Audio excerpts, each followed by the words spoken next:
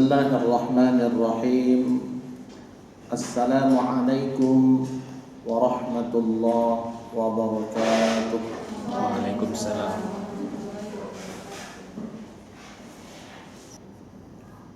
Alhamdulillah, pertama kita bersyukur kepada Allah Subhanahu wa taala yang masih memanjangkan umur kita, yang mudah-mudahan sisa umur yang Allah berikan ini menjadi umur yang berkah dan mentadabbur serta belajar dari tafsir surah An-Nas. Ayuhal ikhwah wal akhawat, para asatiz wal ustazat, al-hadirun wal hadirat, rahimani wa rahimakumullah. Adalah termasuk dari golongan surah Makkiyah. Dia termasuk dari golongan surah Makkiyah karena ia diturunkan ketika Rasulullah SAW berada di Makkah. Maka itu golongannya disebut dengan Makkiyah. Berarti dia turun setelah surah Al-Falaq dan itu berbarengan dengan surat Al-Falaq. Pokok-pokok isi yang ada di dalam surah An-Nas ini adalah perintah kepada manusia agar mereka berlindung hanya kepada Allah dari segala macam kejahatan, dari segala macam bentuk keburukan-keburukan seperti sihir dan lain sebagainya, terutama kejahatan yang datang dari dalam jiwa manusia yang sumbernya itu ya dari jin dan juga manusia sendiri. Maka kadang kita melihat ada orang-orang yang melalaikan kita dari perintah Allah. Berarti dia juga menjadi setan, setan manusia. Karena setan itu ada dua, syayatinal jinni wal ins, setan jin, setan manusia. Jadi ada manusia yang mengajak kita untuk kejahatan, untuk mengarah kepada keburukan, kemudaratan. Berarti itu manusia setan yang berbentuk manusia. Ada pula setan yang berbentuk jin, tidak nampak oleh mata kepala kita. Sekarang kita melihat makna perkata dalam surah An-Nas. Allah Subhanahu wa taala mengawali surah An-Nas ini dengan qul. Sebelumnya kita terjemahkan a'udzubillahi minasyaitonir rajim. Aku berlindung dengan Allah minasyaitoni, dari syaitan, ar-rajim yang direjam. Kenapa yang direjam? Itu adalah siksaan yang sangat keji. Orang yang berzina maka disiksa atau dihukum dengan rejam. Maka Allah menyebutkan minasyaitonir rajim, dari syaitan yang direjam karena dia disiksa dengan siksaan seperti orang melakukan kekejian, rejam. Bismillahirrahmanirrahim. Dengan nama Allah Ar-Rahman yang Maha Pemurah, Ar-Rahim yang Maha Penyayang, atau yang Maha Pengasih, Ar-Rahim yang Maha Penyayang. Nah, awal surah An-Nas ini Allah gunakan perintah qul. Qul artinya katakanlah. Katakanlah. Kalau perintah itu maknanya wajib, namanya perintah kan? dan perintah itu dari Allah Subhanahu wa taala. Jadi kul, katakanlah, a'udzu, di mana saja kita mendapatkan kalimat a'udzu, aku berlindung, bi rabbin nas, bi rabbi, kata rabb itu dari kata rabba yurabbi, artinya yang mengatur, yang menertibkan, mengatur. An-nas yaitu manusia.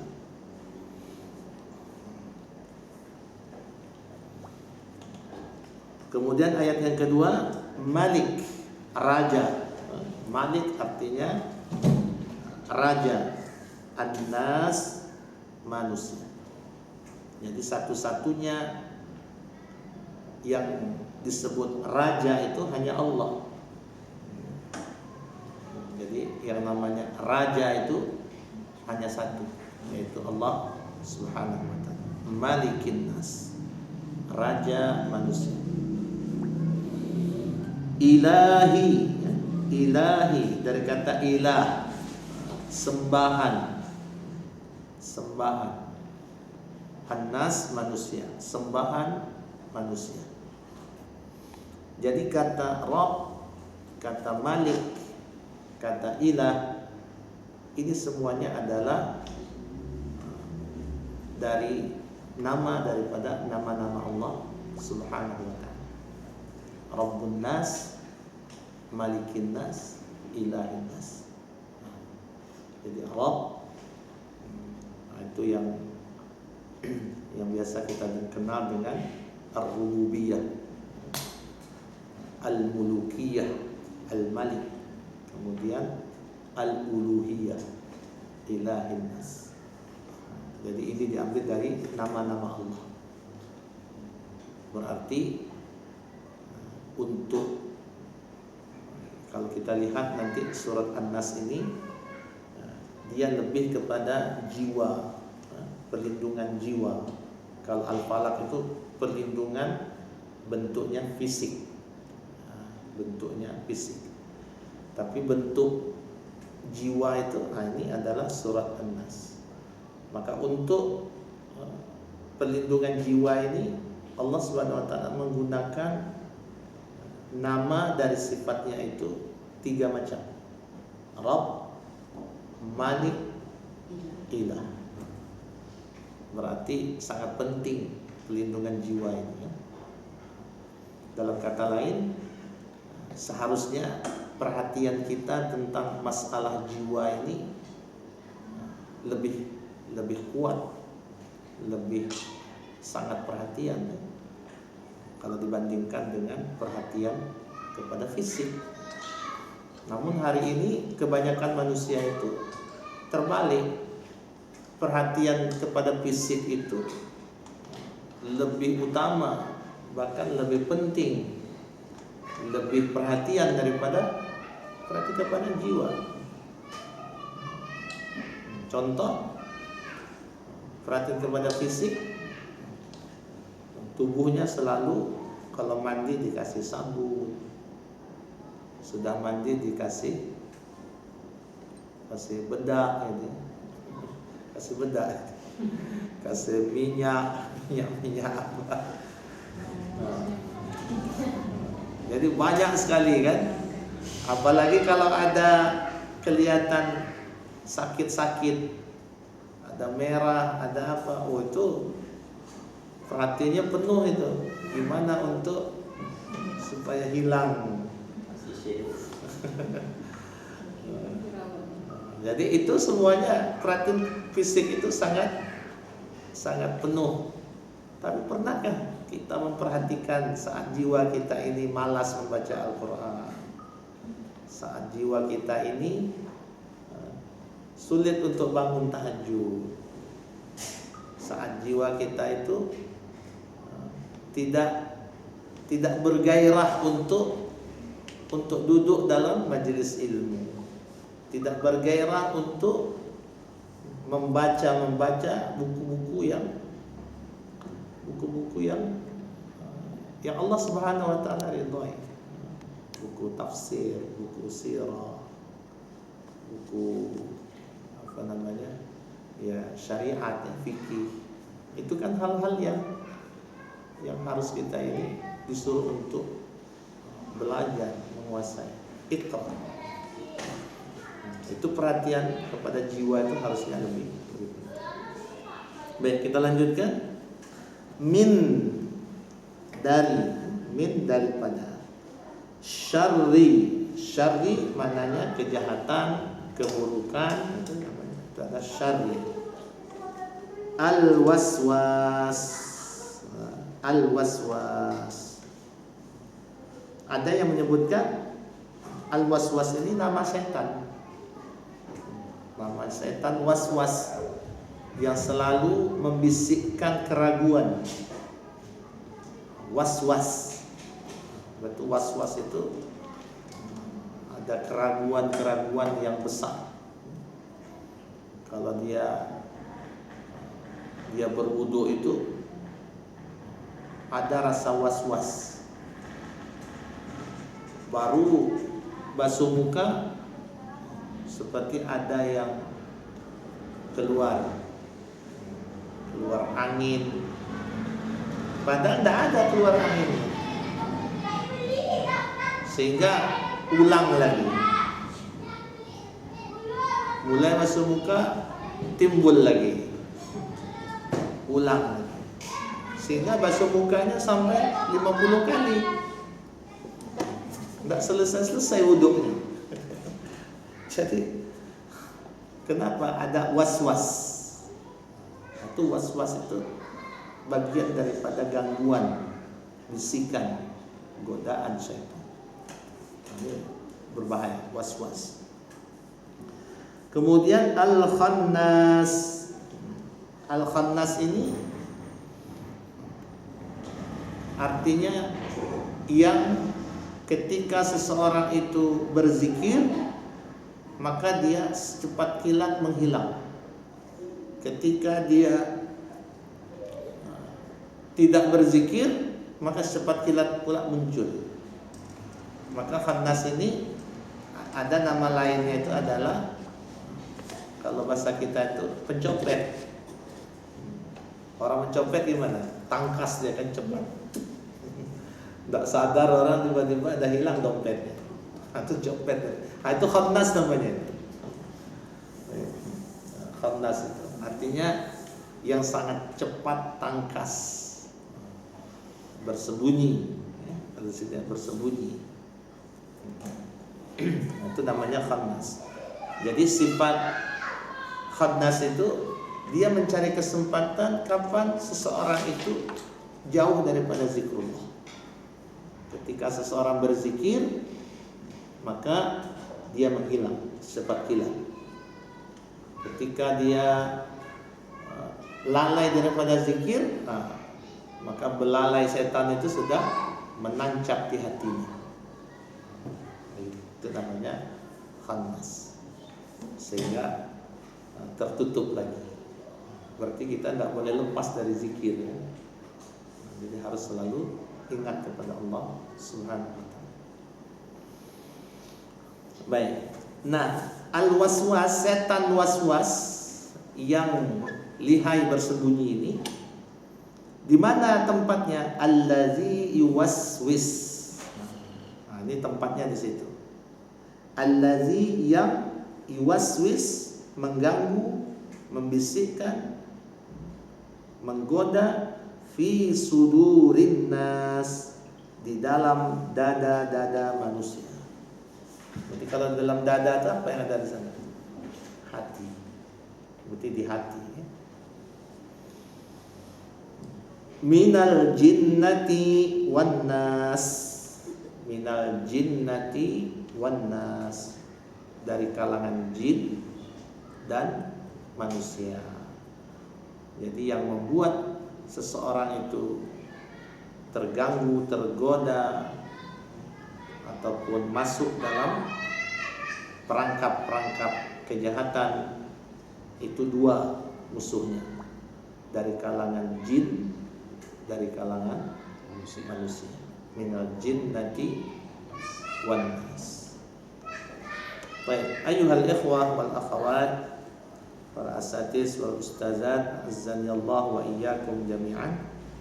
Itu terjemah perkata dari surat An-Nas. Sekarang kita melihat tafsir dalam surah An-Nas ini.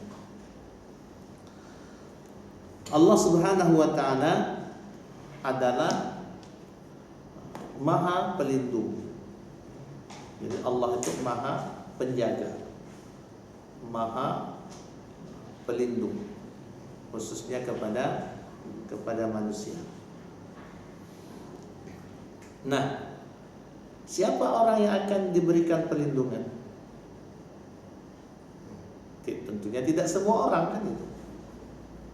Berarti orang yang diberikan perlindungan oleh Allah itu adalah orang-orang yang minta perlindungan kepadanya. Orang-orang yang betul-betul meyakini kalau hanya Allah yang memberikan perlindungan kepadanya. Itu baru diberikan perlindungan. Tapi kalau seseorang itu masih menganggap ada sesuatu yang bisa melindungi dirinya, maka Allah Subhanahu wa taala tidak akan pernah sedikit pun untuk melindungi diri. Kalau dia misalkan menganggap ada jimat itu bi rabbin nas. Bi rabbin nas. Nah, dalam ayat ini Allah menggunakan semuanya itu an-nas, an-nas, an-nas, bi rabbin nas, malikin nas, ilahin nas. Padahal banyak lagi makhluk Allah yang lain. Ada malaikat, ada jin, ada binatang, kambing, sapi, kerbau, onta, kuda, gajah, ya. Tapi tidak ada Allah sebutkan nama-nama yang lain itu. Tapi disebutkan oleh Allah ini An-Nas, An-Nas. Bahkan ada lagi makhluk yang memiliki kekuatan matahari, bintang, bulan, tapi tidak Allah sebutkan. Kenapa Allah gunakan manusia? Ini namanya takrim. Allah memuliakan manusia. Allah meninggikan derajat manusia itu dari makhluk-makhluk yang. Maka itu Allah sebutkan bi rabbin nas. Rabbnya manusia, malikin nas, rajanya manusia, ilahin nas, sembahannya manusia. Seharusnya kita harus terangkat gitu kan. Allah muliakan kita, Allah lebihkan kita dari makhluk-makhluk ini. Namun manusia itu tetap juga syirik, tetap juga banyak yang berserikat dengan syaitan jin. Auzubillah. Maka itu ketika Allah murka kepada manusia, Allah siapkan neraka macam-macam tingkatannya. Jahannam yang paling tinggi, neraka Jahannam.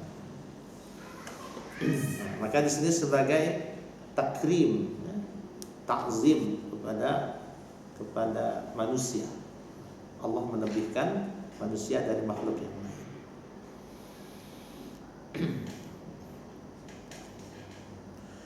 Nah, di sini ada kalimat yang Allah Subhanahu wa taala pilihkan. Allah Subhanahu wa taala lebihkan dari yang lain di antara nama-namanya. Raja manusia, penguasa manusia. Jadi di sini ada sifat mulukiyah, kekuasaan. Maka semua yang ada di mana saja itu adalah di bawah kendali Allah. Karena Allah Subhanahu wa taala sebagai malik, sebagai raja segalanya, raja manusia. Dan ini yang terakhir, yang ketiga dari nama Allah yang Allah gunakan di sini ada ilah. Ilah itu adalah sembahan. Ilah, sembahan. Sebagaimana kita di dalam surat Al-Fatihah selalu kita ikrar kata iyyaka na'bud wa iyyaka nasta'in. Iyyaka na'bud. Jadi kita hanya mengabdikan, menjadi hamba, menyembah hanya kepada Allah. Atau ilah. Bentuknya itu adalah ilahin nas, sembahan manusia. Berarti dalam bentuk penyembahan itu hanya kepada Allah, tidak boleh kepada